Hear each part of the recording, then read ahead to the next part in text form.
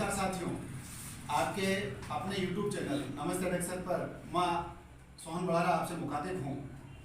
आपको जानकर बड़ी खुशी होगी कि ये नमस्ते अडेक्सर का जो पहला ही स्टूडियो का जो साक्षात्कार लिया जा रहा है वो आपके तीन लाडले, मैं बात करूं रवि जैन की, जितेंद्र जांगीड़ की और पवन जांगीड़ की, तो ये आपके बीच में है।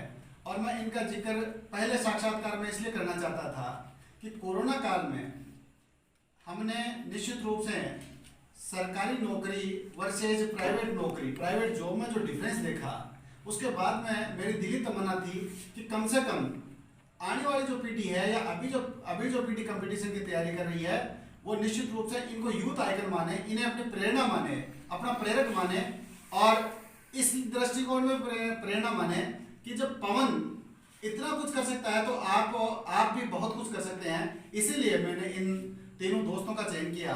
मैं आपको बता दूं कि 8 करोड़ जो मानदेय पे या वेतनभोगी जो प्राइवेट जॉब में जो कर्मचारी थे उनमें 2 करोड़ की नौकरी इस कोरोना काल में गई है। तो ये मेरे कहने की बात नहीं है, निश्चित रूप से आपने जीवन जिया और आपने इसको बखूबी, आपको पता है कि आज के ज़माने में गवर्नमेंट जॉब कितनी ज़रूरी है, लेकिन गवर्नमेंट जॉब का जो रास्ता है वो इतना आसान नहीं है। और इसीलिए मैं चाह रहा था कि उनको इसके लिए बुलाया जाए, उनको आमंत्रित किया जाए जिन्होंने निश्चित रूप से अपने रातों की नींद जो है वो खोई है और दिन का चैन जिन्होंने अपना खोया है और दिन रात एक करके बहुत अच्छी अचीवमेंट, मैं यह कहूँगा गांव की गली में से निकल के जिस प्रकार से शहर की ऊंचाई पर जिन्होंने वो आसमान छुआ है वो अपने प्रेरणा स्तंभ अपने साथ में है। तो मैं सबसे पहले पवन की तरफ आपका ध्यान आकृष्ट करना चाहूँगा। पवन निश्चित रूप से वो शख्स है जिसके 10th क्लास में पूरक आई थी, सप्लीमेंट्री से जो पास हुआ, ऐसा बंदा। अब इससे आगे की आप यदि कहानी सुनोगे तो निश्चित रूप से मैं कहूँगा कि आप दांतों तले अंगुली दबा लेंगे। पवन जो अभी सेंट्रल गवर्नमेंट के अंडर में दिल्ली में कार्यरत है, आपको जानकर ताज्जुब होगा कि जिस बंदे के 10th में सप्लीमेंट्री आई आज वो नेट क्लियर है, 2 बार के लिए आरएस जिसने प्री क्वालिफाई किया है और अभी उसका टारगेट जेआरएफ क्लियर का है। तो ये बहुत बड़ी अचीवमेंट है उस बंदे के लिए, जिस बंदे के लिए गांव वाले एक छोटी सी परिभाषा में जब पूरे आई थी तब गांव वाले कह रहे थे कि छोरो तो बिगड़ गो, उस परिभाषा से बाहर निकल रूढ़ गो, उस परिभाषा से बाहर निकलकर इस बंदे ने इतना कुछ किया है। और वो कैसे किया, अपना सफर कैसे तय किया, ये पवन के पास मैं आपको लेके जाऊंगा और वो बहुत अच्छे से आपको बताएगा। मैं चाहूंगा कि मेरे से पहले पवन जो है वो आपको बताएगा और वो आपको बहुत अच्छे से बता देगा। पवन के पास में पवन का दोस्त और एक गांव का होनहार अपना लाडला जितेंद्र जांगीड़ अपने पास में है। आप अभी वर्तमान में एएन के पोस्ट पे है, पीडब्ल्यूडी लाडनू में आप कार्यरत है। मैं यदि बताऊं वो अपना वो ऐसा कहा जाता है ना कि बरसात भगवान एक ही एक जगह करे, इतना आसान काम नहीं है। जब कंप्यूटर के एक नौकरी लगना बहुत दुर्लभ वाली बात होती है, वहीं जितेंद्र के ऊपर तो नौकरियों की बरसात हुई है। लेकिन ये वास्तव में इसकी मेहनत को सलाम है और मेहनत को सलाम इस परिस्थिति में मैं आपको एक लंबी श्रृंखला बताऊं तो एल&टी जो दुनिया की कंस्ट्रक्शन में नामी कंपनी है, सबसे पहले बेंगलोर में आपका चयन हुआ था। उसके बाद में सीईसी सोमा जो कैंपस है प्लेसमेंट आपका बेंगलोर में उसके बाद में हुआ। उसके बाद में आपका सिलेक्शन एसएससी इन रेलवे जो है जोधपुर में आपका सिलेक्शन हुआ। SSC MES military engineering service का आपने नाम सुना हो तो बीकानेर में आप पोस्टेड जेएन के पद पे हुए।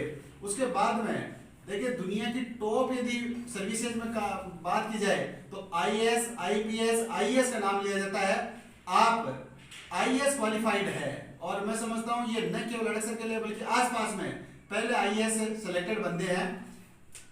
उसके बाद में 2012 में आपकी एएन पीडब्ल्यूडी लाडनू में पोस्टिंग होती है। और मैं इधर उधर की बात नहीं करके आपको धरातलीय बात बताऊं तो आपका जो पहला जो कार्य था धरातल पे वो लोसल टू शिखर रोड वाला प्रोजेक्ट था और उस प्रोजेक्ट की इतनी प्रशंसा हुई। निश्चित रूप से आप भी जब लोसल टू शिखर जाते हैं तो आप जितेंद्र का नाम निश्चित रूप से याद रखना। और इसने बहुत अच्छा प्रयास किया है। अभी कोरोना काल में बार बार इनका नाम उजागर हो रहा था। मैं चाहूँगा मेरे से नहीं होकर जितेंद्र अपनी बात जो है वो बताएं। जितेंद्र के पास में आप जितेंद्र का खास जिगरी, और मैं 3 की बात करूं तो रवि जैन अपने पास में है। रवि जैन जो 2012 में सावरमल, अवनीश और रवि तीनों बहुत ऊंचा सपना लेके गांव से निकले थे और शहर में जाके उन्होंने बहुत अच्छी तैयारी की थी। सावरमल के बारे में तो अपन जानते हैं, अभी एसपी ऑफिस नागौर में जूनियर अकाउंटेंट है। अवनीश जो है अभी आरएएस की तैयारी कर रहे हैं, और मैं तो चाहूँगा कि मौजी बाबा का आशीर्वाद जल्दी प्राप्त हो, जल्दी हमें खुशखबरी मिले। और इसी के साथ में रवि भी है। रवि अभी वर्तमान में स्टेशन मैनेजर है। स्टेशन मैनेजर भी अभी अपन बात करें, स्टेशन अपने नारायणपुरा में भी है, लेकिन नारायणपुरा के स्टेशन में केवल और केवल 8 और 10 गाड़ियाँ पर डे गुजरती है। लेकिन रवि जैन को पहली जिम्मेदारी आप इस बात से लगा लेंगे कि रवि जैन कितना प्रतिभाशाली अपना गांव का लाडला है कि जहां नारायणपुरा में 8-10 ट्रेनें गुजरती है, वहीं रवि जैन ऐसे स्टेशन का मैनेजर है जहां से रोज 350 मालगाड़ियां और पैसेंजर ट्रेन गुजरती है। आपने निश्चित रूप से नाम सुना बम्बई का, और बम्बई का सबसे व्यस्त स्टेशन में यदि गिना जाता है तो पालकर रेलवे स्टेशन है, वहां आप स्टेशन मैनेजर की जिम्मेदारी निभाते हैं। मैं लंबी मेरी भूमिका नहीं बांधकर मैं सबसे पहले चाहूँगा कि एक तो कभी हमने किसी फिल्म का वो ये जय वीरू की जोड़ियाँ है, तो वो दोस्ताना थोड़े से ना टूटेगा या दोस्ताना, मैं इसी दोस्ताना को याद करते हुए मैं सबसे पहले मैं जानना चाहूँगा पवन जांगीड़ की तरफ, और बताएं अपने वर्तमान से प्राचीन से लेकर वर्तमान तक अपने सफर के बारे में सबसे पहले पवन हमें बताएं। तो चलिए रूबरू होते हैं, पवन जांगीड़ के पास चलते हैं। पवन जांगीड़।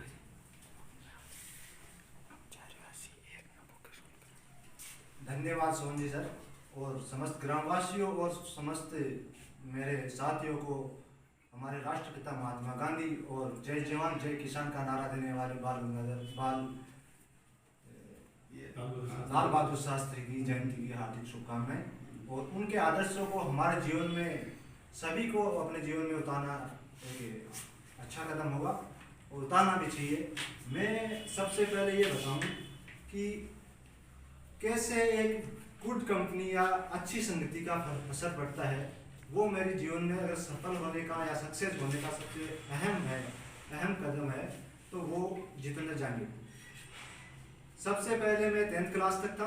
10th क्लास तक हम खेल से जुड़े हुए थे।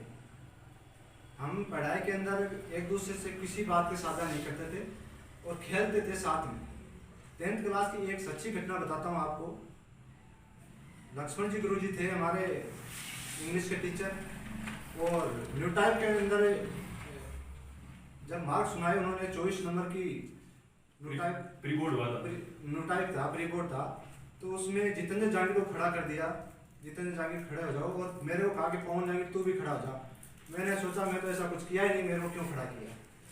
तो फिर सभी क्लास के सामने सबको सामने बताया कि जितेंद्र जांगीड़ के 24 में से 24 नंबर और पवन के 24 में से 0। तो लक्ष्मण जी गुरुजी मन क्यों डपोड़ा क्यों, एक तो तुको मार दो, मैं क्यों गुरुजी मार दो, सगला तुक्का नहीं लागे तो मैं कह। तो ठीक है, बाद में मेरा सप्लीमेंट्री आई 10th क्लास में। सप्लीमेंट्री में वापस फेल हो, और बी के बाद में मैं एक अटेम्प्ट और दिया तो मैं पास हो। बी के बाद में मेरे जीवन में वापस वो जितेंद्र जांगीड़ से मेरे एजुकेशन के बारे में मेरे टर्म्स बने, और मैं इसकी जो ये प्रतिभा थी उससे कुछ मुझे सीखने को मिला। और उसके बाद में मुझे 11वीं क्लास में वापस गवर्नमेंट स्कूल में आया, और इस दौरान मुझे चोखाराम जी गुरुजी, उनको भी मैं बहुत बहुत धन्यवाद देना चाहता हूँ कि उनका जो प्रतिभा थी, उनके पढ़ाने की जो कला थी, उससे मैं बहुत ज़्यादा प्रभावित हुआ। और इतिहास मुझे एक इंटरेस्टिंग सब्जेक्ट लगा, और उसके कारण मैं पढ़ने लग गया। और मेरे ठीक ठाक नंबर आए, 2nd डिवीज़न आई, और 12वीं के अंदर मैं फिर 2nd डिवीज़न आगे पास हो गया। मुझे इस दौरान कभी भी नहीं लगा कि मैं किसी भी कंपटीशन एग्जाम को फाइट नहीं कर सकता। चाहे मैं फेल हुआ हूँ, लेकिन मुझे सेल्फ कॉन्फिडेंस आज भी है कि मैं किसी भी एग्जाम को क्लियर कर सकता हूँ। उस टाइम भी मेरे अंदर यही सेल्फ कॉन्फिडेंस था। उसके बाद मैं जितेंद्र जांगीड़ से जुड़ा रहा, और इसका जो सहयोग था वो मुझे मिला। और सभी जानते हो, आप ग्रामवासी सभी जानते हो कि जितेंद्र जहांगीर कितना हेल्पफुल है, तो उसके साथ में जुड़ा रहा।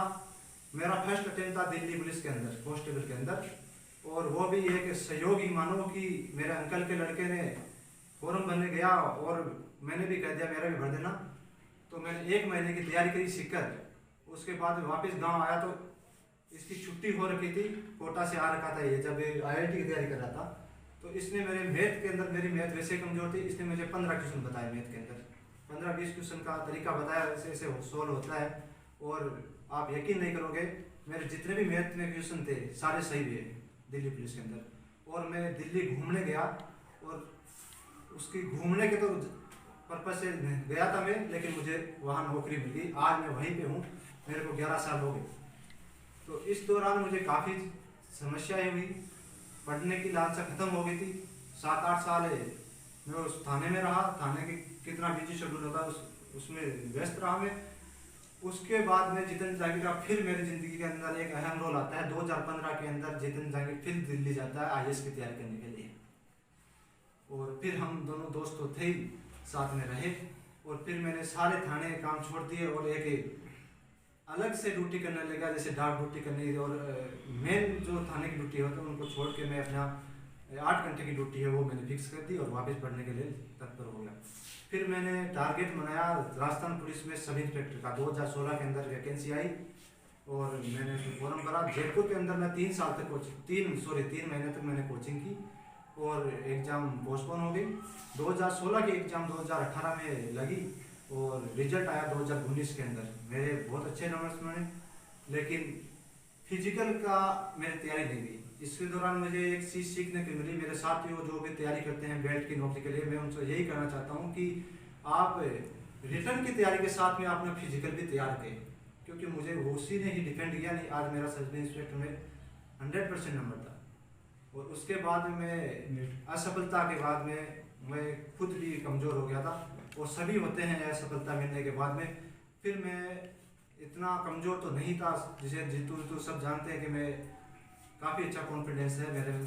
तो फिर मैंने नेट का क्लियर करने की सोची, और मात्र आप नहीं मानोगे, मैंने मात्र 5 दिन की पढ़ाई करी, मेरा नेट क्लियर हुआ। और मेरे साथ में जो रहता है वो शुरू से ही मेरी कंपनी अच्छी थी यहाँ पर भी और वहीं पर भी।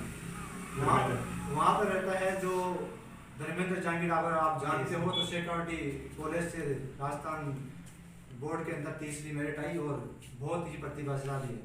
तो सभी का सहयोग रहा, जितने भी साथ हैं गांव से, चाहे कोई जाए मेरे साथ या दिल्ली में किसी तरह की हेल्प हो पढ़ाई के बारे में, मैं कोशिश करता हूं कि वो बच्चा सफल हो और मैं भी उसके साथ में, मुझे भी उसका सहयोग मिले। हमारे को हर चीज़ का सहयोग मिलता है, इससे कंपनी से बहुत असर पड़ता है। इसके बाद में मैं गाँव के कुछ लोगों से बहुत प्रभावित हूँ। सबसे पहले तो मेरे माता पिता से, जिन्होंने मुझे संघर्ष के दौरान कैसे जीवन जिया जाता है उससे प्रेरित किया, उसको सिखाया। उसके बाद में मेरे अंकल जी श्री बाबूलाल जी, उनसे मैं प्रभावित हूँ कि वो कैसे एक कांस्टेबल पे नियुक्त हुए और सब इंस्पेक्टर की तैयारी करी। वहाँ कोई भी उनके पास साधन नहीं था, कोई हेल्प नहीं थी उस समय। तो उन्होंने 97 के अंदर सब इंस्पेक्टर SSC थ्रू लगे और काफ़ी लंबे समय के बाद में दिल्ली पुलिस में प्रमोशन होता है और 2017 के अंदर इंस्पेक्टर बने और अभी वो सुप्रीम कोर्ट के अंदर पदस्थ है।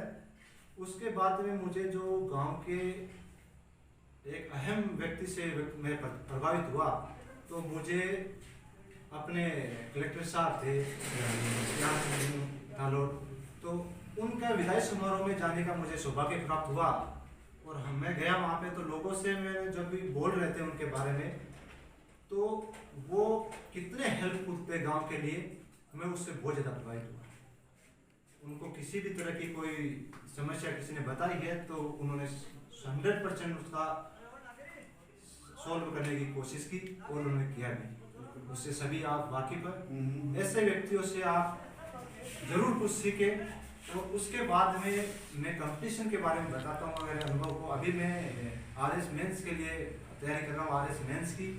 और JRF तो कोई बड़ी चीज़ नहीं है मैं मानता हूँ, लेकिन मैं कॉलेज लेक्चर और RS मेंस के मेरा टारगेट है और 100% मुझे ऐसा विश्वास है कि मैं उसको क्लियर करूँगा। और जो ये माहौल है पढ़ने के लिए, जो बच्चों के लिए, मैं ये मानता हूँ कि उनका सार्वजनिक अध्ययन होना चाहिए। आप किसी भी किताब को उठा के मत पढ़ो, एक सार्वजनिक अध्ययन करो। सबसे पहले किसी भी एग्जाम की आप वैकेंसी आती है तो उसका सिलेबस के बारे में देखो, और सिलेबस का प्रिंट निकाल के आप उसको 5-10 बार उसकी रीडिंग करो और उसके हिसाब से ही पढ़ो। ज़्यादा पढ़ने की जरूरत नहीं है, अनावश्यक वस्तु या अनावश्यक किताब पढ़ने की जरूरत नहीं है। किसी के जो अच्छे व्यक्ति है, अच्छा आपको मार्गदर्शन कर सकते हैं, उनको फॉलो करो और उनको करना चाहिए। मैं तो ये मानता हूँ और उन्हीं की वजह से मैं आगे बढ़ रहा हूँ और मेरे साथ ही है, सबको धन्यवाद देता हूँ। इसके साथ मैं जितेंद्र जहांगीर को कहता हूँ कि आप भी दो सकते हैं। पवन ने जो बताया, मैं 2-3 चीज़ों को मैंने नोट किया है और अपन ने भी ये कभी न कभी जीवन में अनुभव किया है। एक तो गुरुजी यदि अच्छे होना, तो अभी जैसे नेट की बात चली थी तो पवन ने जो नेट किया वो हिस्ट्री से किया है और उसका सबसे बड़ा जो श्रेय है पवन अपनी आत्मा से चोखाराम जी मार साहब को देते हैं। तो एक तो ये है कि यदि अच्छा गुरु मिले तो वो कहते हैं ना, चाणक्य जी के बारे में कभी किसी ने कहा था कि सर्जन और प्रलय दोनों एक अच्छे गुरु की गोद में खेलते हैं, और ऐसा निश्चित रूप से पवन ने अपनी अपनी बातों से हमें बताया। दूसरी चीज इसने ये कहा कि death with friends is the festival. मैं यदि ये कहूँ कि यदि अच्छी कंपनी मिले तो कौन क्या कुछ नहीं कर सकता। पवन के बारे में जानने वाले बहुत अच्छे से जानते हैं। जितेंद्र की जो पारिवारिक पृष्ठभूमि है वो ये है कि इसके परिवार में तो एक से बढ़कर एक टैलेंट है, लेकिन पवन के परिवार में कोई गवर्नमेंट एम्प्लॉय नहीं था और ये अपना जो सबसे बड़ा श्रेय जो वो वास्तव में जितेंद्र को दे रहा है और है भी। मैं अपनी बात को आगे नहीं बढ़ाकर मैं चाहूँगा कि अब अपना सबसे पहले जितेंद्र के पास चलें और वो अपनी इस सफलता रूपी यात्रा सफर जो उसने तय किया है वो अपने माध्यम से, अपनी बातों के माध्यम से हमें बताएं। जितेंद्र। धन्यवाद सोहन जी। एक तो मैं ये धन्यवाद देना चाहता हूँ कि आज गांव वालों को मेरी बात सुनने का एक मंच मिला। तो नमस्ते अडक सर, जो एक अपना एक इन्होंने एक कोशिश की है, शुरुआत करी है। इसी दरमियान में बढ़ाई तो कुछ ज़्यादा ही करती मेरी 4-5 दिनों से। मुझे तो ये लगता है कि हम तीनों भी इस पद पे काबिल ही नहीं है कि हम यहाँ पे बोल पाए। पवन है दिल्ली पुलिस में जैसे है, रवि है स्टेशन मैनेजर है, ख्वाब तो हम सबके ऊंचे ही थे, पर हमने शुरुआत से कोशिश करी कि कुछ ऊंचाई बनते हैं। सबसे पहले तो मेरे गुरु जी, उनको नमन करता हूँ मैं। चोकाराम जी है, लक्ष्मण जी है, रामनिवास जी है, ओम प्रकाश जी है, लिखवा राम जी है, जगदीश प्रसाद जी सांगला जी है। तो सभी ऐसे हैं कि मतलब उनको कभी याद नहीं करें ऐसा तो कुछ है ही नहीं। और शुरुआत मेरी तो इसी स्कूल से हुई थी, जैसे अपने सूर्यदेव पब्लिक स्कूल थी जो ये रमेश जी का गाना यहाँ पे चलती थी। तो शुरुआत में ये था कि एग्जाम होती थी तो ननिहाल चले जाते थे, एग्जाम होने के बाद ही वापस आते थे, भाई हाँ एग्जाम हो गए उसके बाद आते हैं। और सबसे पहला जो हिट हुआ वो यही हुआ कि जब मैं 6th क्लास में था तो मेरे दादाजी ने ये कहा तेरे को साइकिल दे देंगे, किसी ने कहा घड़ी दे देंगे, तो पढ़ाई कर पहला स्थान लिया। तो मेरे साथ वाले सब प्राइवेट स्कूल में चले गए थे, मैं अपनी सरकारी स्कूल में चला गया था। और सरकारी स्कूल मेरे 77% आए और मेरा फर्स्ट रैंक आया। मेरे को साइकिल मिली, फुटबॉल मिली, घड़ी मिली, लालच मिला। उस समय ये पता नहीं था कि अपन क्या कर रहे हैं। और जो पहली हिट हुई, जो मैं ये मान लो आप आदरणीय पूजनीय हमारे जो ज्ञान जी कलेक्टर साहब है, होलिका दहन हो रहा था तो उस समय सब ऐसे भीड़ थे। तो एक गाड़ी आई, इनकी शायद ऑफिशियल गाड़ी थी जहाँ तक मुझे याद है, मैं बहुत छोटा था। वो चारों गाँव वाले उनके चारों तरफ हो गए। मैंने सोचा ये कौन आ गया, फिर पता लगा कि उस समय ये SDM पद पे कार्यरत थे जहाँ तक मुझे याद है। तो मुझे लगा कि यार बताओ ऐसा कोई बन जाए गाँव से तो और क्या चाहिए। हमने कोशिश करी। मैंने फिर 10th के अंदर जैसे मेरे 31वीं रैंक थे राजस्थान में, 88% थे, 8th में मेरे 90% थे, 12th में मैं 10th तक सरकारी स्कूल में था। और इससे बढ़िया तो कुछ है ही नहीं, कि इससे बढ़िया कोई याद ही नहीं है जो सरकारी स्कूल से आदमी नहीं सीख सकता। ऐसे गुरुजी, ऐसे शब्द, चोकाराम जी का नाम बार बार ले रहे हैं। उनके जो पढ़ने का तरीका हिंदी और हिस्ट्री के अंदर हम कभी पीछे नहीं रहे। हाँ मैंने मेरी लाइन चेंज कर दी, मैं मैथ्स ले ली थी मैंने, तो मेरे को यहाँ अलेक्सर छोड़ना पड़ा। उसके बाद मैंने कोटा तैयारी करी IIT की। IIT में मेरा AIEEE में हुआ रायपुर के अंदर। तो मेरा फिर सिविल के अंदर मेरे को जोधपुर मिल गया, तो मैं जोधपुर PT अपने RPT पूरी अच्छी कॉलेज है, इसके अंदर मैंने सिलेक्शन ले लिया, इंजीनियरिंग करी। उसके बाद में मेरी LNT CC सोमा, जो उन्होंने सोहन जी ने बताया, CC सोमा में मेरा हो गया। LNT कंस्ट्रक्शन के अंदर हो गया, जो अपना किशनगढ़ से अजमेर वाला 6th एंड था उसमें हुआ था। फिर मैंने वहाँ ज्वाइन नहीं किया था। फिर मैं दिल्ली चला गया, इंडियन इंजीनियरिंग सर्विसेज की तैयारी करी। मैंने फर्स्ट अटेम्प्ट में उसको भी क्वालिफाइड किया, पर उसके अंदर मेरे को एक्सटेंडेड मेरिट लिस्ट में आया था, मेरे को अच्छी ब्रांच नहीं मिली, इसलिए मैंने वो ज्वाइन नहीं किया। इसी दरमियान एसएससी कर्मचारी चयन आयोग के थ्रू में इसके अंदर एमईएस के अंदर गया, रेलवे के थ्रू में सीनियर सेक्शन इंजीनियर बना। और फिर उसके बाद मैं इन्होंने शुरुआत में बता दिया कि मैं एएन से लगा था, एएन से नहीं था, मैं जेएन लगा था, पर जेएन में मेरी 9th रैंक थी राजस्थान में। तो मेरे को प्रमोशन में कुछ यहाँ लगा, तो फिर मेरी फर्स्ट डीपीसी में मेरा प्रमोशन हो गया। मेरे को 8 साल हो गए लगभग, मैं भी लाट में कार्यरत हूँ। बीच में मैंने ऑफिशियल छुट्टी लेके 6-7 महीने में वाजिरा में ड्राइव में आईएएस की प्रिपरेशन करने के लिए गया था, पर माहौल ऐसा नहीं मिला और थोड़ी पारिवारिक प्रॉब्लम होने के कारण में वो बीच में मेरे को ड्रॉप आउट करनी पड़ी। तो मैं तो ये तो माफी चाहता हूँ मेरे गुरुजी से, सब मेरे को यही कहते थे कि तू तो बहुत आगे जाएगा, तो इतना आगे नहीं जा पाए। पर ये मैं गाँव वालों को ये कहना चाहता हूँ कि ये जो सोशल मीडिया है ना, इससे दूर हो जाओ सब। ये व्हाट्सएप है ना, ये कर दो बंद। मेरी खुद की कमजोरी थी, मेरे को खुद को लगता था मोबाइल के हाथ लगाए बिना नहीं रह सकते थे। यहाँ पे सोन जी ने इतना शानदार प्रयास कर रखा है गाँव के अंदर कि किसी को बाहर किराए के मकान लेने की जरूरत नहीं है। यहाँ पे घर का खाना खाओ, लाइब्रेरी में जितनी मर्जी उतनी पढ़ाई करो, पूरा मस्त एनवायरनमेंट इन्होंने दे रखा है। क्या जरूरत है व्हाट्सएप वाला मोबाइल लेने की? कोई जरूरत नहीं है। आप ले लो सिंपल नोकिया 1100 वो लेके पढ़ाई करो आराम से। आप पढ़ाई से अच्छा, सॉरी बुक्स के अच्छा कहीं पढ़ा नहीं सकते। ऑनलाइन पढ़ाई सबने करके देख ली पिछले कोरोना में, इसका कोई आपको बेनिफिट नहीं मिलेगा। आप बुक्स के अंदर उसके बार बार रिवाइज करके जो पढ़ोगे उसकी तो बात ही अलग है। हाँ, हम 30+ हो गए तीनों के तीनों ही। तो पवन तो अभी भी कोशिश करा, मैंने तो अभी कोशिश करना छोड़ दिया कि मुझे लगता है कि अब उलझ गए इसी नौकरी के अंदर। तो मैं सभी को यही कहता हूँ, और आदर्श तो ज्ञान जी है गाँव के, यदि वहाँ तक कोई पहुँच जाए तो भाई काबिल तारीफ है। और मेरे गांव वाले जितने साथी है, माहौल तो गांव का बहुत अच्छा है। जितने साथी है, किसी को किसी भी तरह की जरूरत पड़े एजुकेशन से रिलेटेड तो मेरे से डायरेक्ट बात कर सकता है। और हम इतने बड़े नहीं हैं कि सबका भला कर पाए, पर यह है कि कोशिश ये है कि अपना कोई यार है वो किसी कारण से दुखी नहीं पाए बस। और यही कोशिश है। खेल में हम कोशिश करते रहते हैं, राजनीति से परे हम सदा से रहे, और हम इतने भी इसमें यहाँ इंटरेस्टेड नहीं है, न हमारा कोई ऐसा कोई बयान करते हैं हम। और बाकी यही है, ये सोन जी बार बार कोशिश कर रहे थे कि सभी को एक अच्छा प्लेटफॉर्म मिल जाए, मैं मेरी बात कह दूँ। तो ये जो अभी मेरा ये वीडियो बना रहा रोडन जी है, इसके पीछे सभी खड़े हैं, कम से कम 10 जने खड़े हैं जो इसी लाइब्रेरी के अंदर पढ़ते हैं। मैं चाहता हूँ कि कोई एक बार ऐसा नाम आए अखबार के अंदर मेन पेज के ऊपर कि गाँव वालों के अंदर, ये अड़कसर गाँव में जहाँ लाड़ में नौकरी करता हूँ वहाँ भी हर आदमी इस गाँव को जानता है। और फिर दूसरा सवाल उसका ये होता है कि आपके गाँव के ज्ञान जी कलेक्टर साहब भी तो थे, और लक्ष्मण जी गुरु जी है जो हमेशा मानसिक दबाव रहते रहते हैं। जितेंद्र जी सेन है, हमेशा मानसिक दबाव रखते हैं कि यार कुछ बढ़ो। हमें हमारी तो मेरी तो नजरें झुकती है कि यार कुछ बन ही नहीं पाए। तो ऐसी बात नहीं है कि अतिशयोक्ति हो रही है, अतिशयोक्ति किसी की नहीं हो रही है। हम अपनी बात कहना चाहते हैं, और पढ़ने के लिए 6 घंटे ही बहुत होते हैं। आप यदि मन लगा के पढ़ाई कर लो तो 40 मिनट से ज्यादा आदमी नहीं पढ़ सकता फुल कंसंट्रेशन के साथ। कंसिस्टेंसी रखो, और संगतें तो बढ़िया होती है, पढ़ने वाले की संगत अपने आप में बढ़िया हो जाती है। और खेलो कूदो, और सुबह मॉर्निंग वॉक करो, एकदम फ्रेश रहो, किसी तरह का प्रेशर मत रखो, कामयाबी तो आएगी आएगी, इसमें तो कोई दो राय नहीं है। धन्यवाद। जितेंद्र ने जो बताया ना, उसका सार मैंने जो मेरे शब्दों में निकाला वो ये था कि आदमी चाहे कितनी ऊंचाई पे पहुंच जाए, उसे अपने पैर जमीन पे रखने चाहिए। उसका संस्मरण मैं आपको बताता हूँ।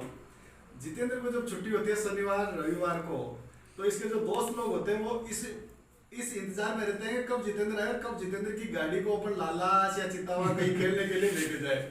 और ये भी है कि जितेंद्र की गाड़ी में वैसे तो 5 ही बंदे बैठ सकते हैं, लेकिन दोस्तों को बिठाने के लिए चाहे पीछे डिक्की में 7, 8, 10 जितने भी आते हैं ना, तो वो कहता है कि चाहे छत पे बैठ जाओ, मेरी गाड़ी में चलो, और वो अभी भी लेके जाता है। मैं कह रहा हूँ चाहे होगा एन लाडनू, लेकिन अभी भी दोस्तों के लिए तो वही यार है। तो ये एक बहुत बड़ी बात यह है कि निश्चित रूप से अपनी धरातलीय स्थिति को अभी बरकरार रखे हुए हैं। मैं चाहूँगा कि अब आगे नौकरी ही क्यों, हमारे ग्रामीण पृष्ठभूमि में नौकरी ही क्यों, इसके बारे में मैं समझता हूँ कि रवि से अच्छा कोई एक्सप्लेनेशन नहीं कर सकता। इसलिए मैं ले चलता हूँ आपको रवि जैन के पास। धन्यवाद सोहन जी, गुरु जी, और धन्यवाद देना चाहता हूँ नमस्ते अड़कसर चैनल को, जिसने आज मुझे यहाँ पे बोलने का मौका दिया। जैसे सोहन जी ने बताया कि अभी युवाओं के पास में क्या क्या ऑप्शन है, तो जैसा ये बता रहे हैं, एक तो बिजनेस और एक नौकरी।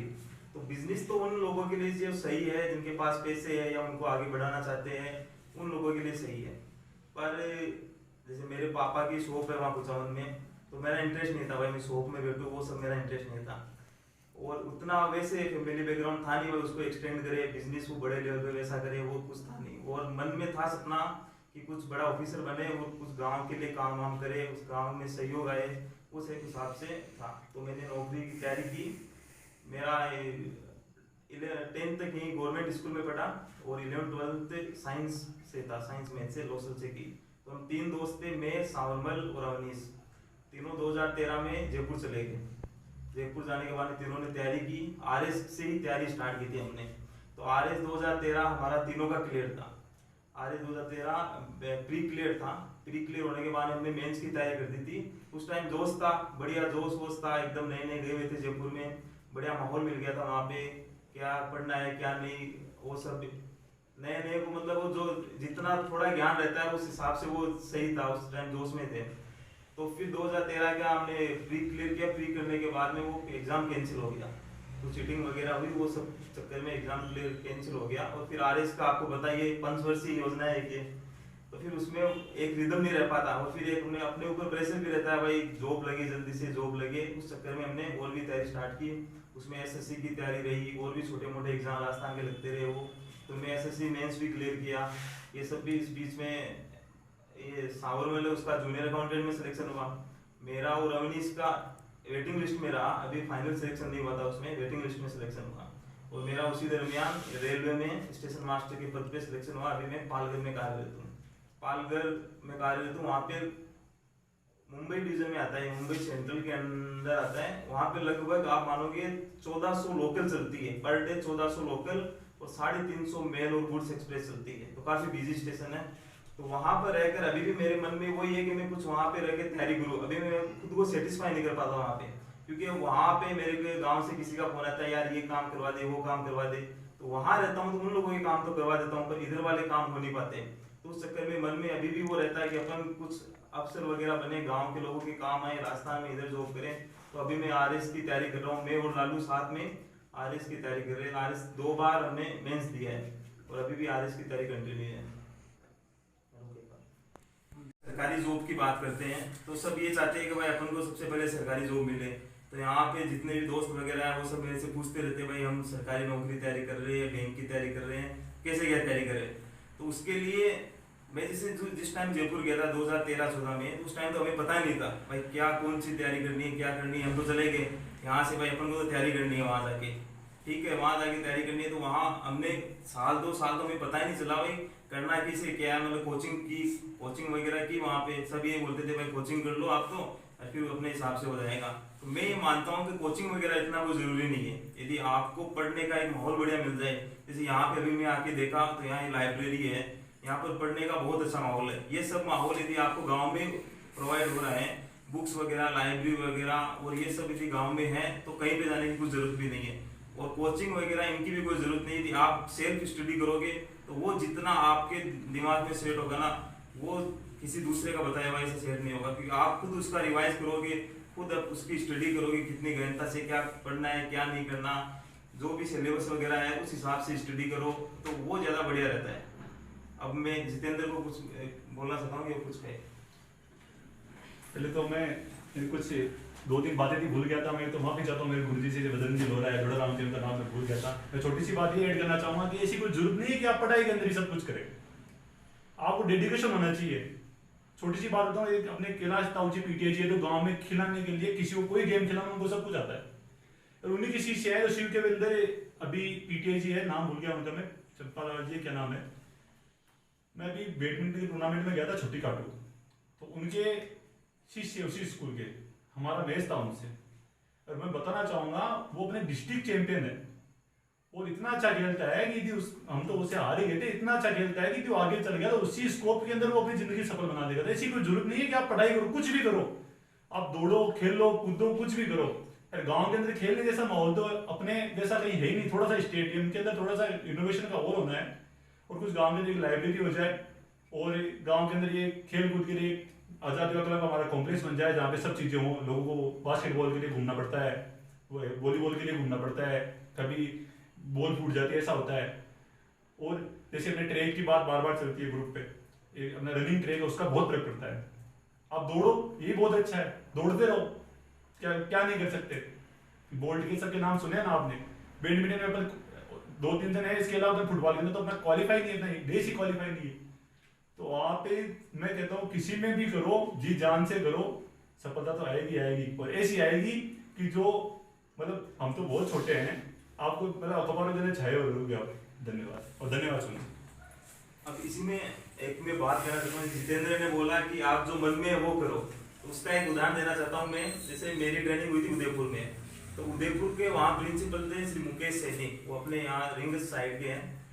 वो उन्होंने एक हमारा ऐसे मॉर्निंग में पूरी असेंबली होती है, तो हम हमारे ट्रेनिंग में थे लगभग 2000 के आसपास station master, loco pilot, routes guard जो भी रेलवे के थे वो सब थे। उन्होंने वहाँ स्पीच दे रहे थे, तो वो बता रहे थे क्या आप ये जरूरी नहीं भाई आप नौकरी में आ गए तो बस नौकरी सब कुछ हो गई, जो आपके मन में है वो चीज आप पहले करो।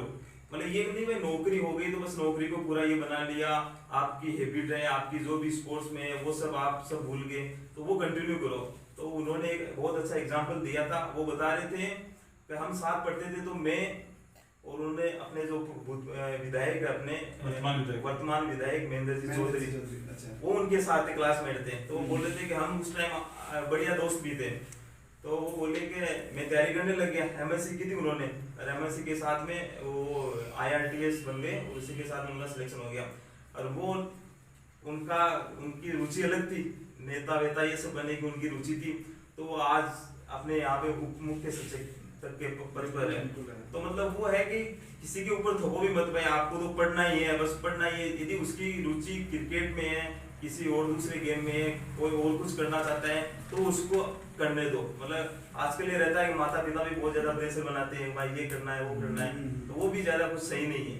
क्योंकि और वैसे हमारी बातों को कोई अदरवाइज नहीं ले, हमने कोशिश करी कि हमारा तो पिछले 10 साल का तजुर्बा है वो बताने की, और ऐसा हमारा कोई वही है कि ऐसा है भी नहीं कि हम बहुत ज़्यादा बड़े आदमी हैं। बस मेरे साथी दोस्त है, कुछ सोचते हैं कि भाई कुछ कर लें तो हमसे बात भी कर सकता है, मदद भी कर सकता है, मेरे फ़ोन भी बात कर सकता है, हमें किसी से बात कर सकते हैं, कोई मदद चाहिए तो हम बता भी सकते हैं। धन्यवाद सुन जी, लीजिए। एक मैं सार के रूप में यदि ये कहूँ कि अपन ये कह सकते हैं कि आप यदि जितेंद्र से सीख ले तो ये है डे टू डे कंपार्टमेंट का, मतलब आज में जियो।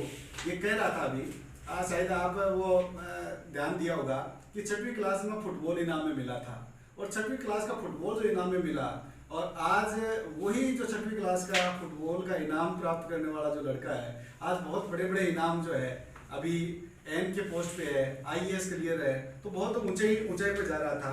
अपने यदि रवि से देखें तो रवि कह रहा है कि अपनी इच्छा को जानो और अपनी इच्छा के हिसाब से चलो। पापा बिजनेसमैन है, लेकिन मैं बिजनेस में नहीं गया क्योंकि मेरी इच्छा थी कि मैं अच्छी नौकरी करूं। और पवन जो है वो ये कहता है कि आपके लिए किसी को परिभाषा मत बनाने दो। जैसे सप्लीमेंट्री जब आई तो गाँवों ने कहा कि ये बच्चा कुछ नहीं कर सकता, आज नेट क्वालिफाई है, JRF के बारे में सोच रहा है और RS के बारे में सोच रहा है, तो अपनी परिभाषा न बनाने दें। मैं अब कैसे धन्यवाद दूं, मैं तो मानता हूँ कि मेरा अधिकार था और मेरी इच्छा थी कि गांव की यूथ पीढ़ी आपसे प्रेरणा ले। आपने समय निकाला, और मैं तो कहूँगा कि जब मैं बुलाऊं तो निश्चित रूप से आप फिर से समय निकालें। बहुत बहुत धन्यवाद, शुक्रिया।